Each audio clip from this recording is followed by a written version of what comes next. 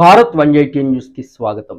ఏలూరు జిల్లా చింతలపూడిలోని జామియా మసీదులో ముస్లిం సోదరులకు ఎన్డీఏ కూటమి అభ్యర్థి రోషన్ కుమార్ ఇఫ్తార్ విందు ఇచ్చారు. ఈ కార్యక్రమంలో మసీదు కమిటీ అధ్యక్షులు, కార్యదర్శులు సయ్యద్ రహీం, జిలానీ, అక్బర్ అలీ, టీడీపీ సీనియర్ నాయకులు ముత్తారెడ్డి, వెంకటేశ్వరరావు, ధర్మరాజు, షబ్బీర్, రఫీ, గఫూర్, మహబూబ్ తదితరులు పాల్గొన్నారు.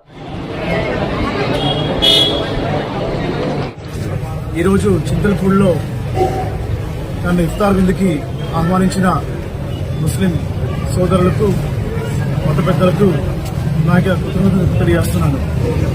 ఈ పవిత్ర మాసంలో మరి ముస్లిం సోదరులు, సోదరిమణులు అందరూ కూడా ఎంతో పవిత్రంగా మరి ఉపవాసం ఉండి వారు సాయంత్రం పూట మరి ఉపవాసాన్ని బ్రేక్ చేస్తూ మరి ఇఫ్తార్ విందులో పాల్గొంటారు. మరి అలాంటి విందులో నేను పాల్గొనడం నాకు చాలా అదృష్టంగా నేను భావిస్తున్నాను. మరి అల్లా దేవుడు మరి చింతలపూడి నియోజక ప్రజల్ని అందరినీ కూడా మంచి ఆరోగ్యం, ఐశ్వర్యంతో జీవించాలని నేను మనస్ఫూర్తిగా కోరుకుంటున్నాను. అలాగే మరి త్వరలో రంజాన్ కూడా ఉంది కాబట్టి ముస్లిం సోదరులకి, సోదరుమణులకి అందరూ కూడా రంజాన్ శుభాకాంక్షలు తెలియజేస్తున్నాను.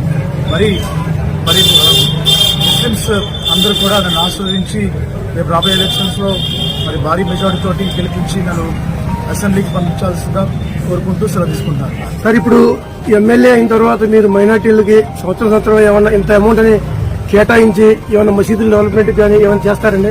ఏమైనా మంచి ఆలోచన ఉందా? తప్పకుండా. మన టీడీపీ మేనిఫెస్టో చూసినట్లయితే, టీడీపీ జనసేన బీజేపీ ఉమ్మడి మేనిఫెస్టో చూసినట్లయితే మరి ముస్లింస్ కి 4% రిజర్వేషన్ విషయంలో అది కొనసాగుతుంది. అలాగే మరి మైనార్టీకి సంబంధించిన ఏదన్నా కూడా మస్జిద్ కానివ్వండి, లేకపోతే కొన్ని మరి లోన్స్ కానివ్వండి, లేకపోతే బరియల్ గ్రౌండ్ కానీ అలాంటి వాటికి తప్పకుండా నేను దానికి ఫండ్స్ ని తీసుకొచ్చి అవి పూర్తి చేస్తానని నేను మాటిస్తున్నాను.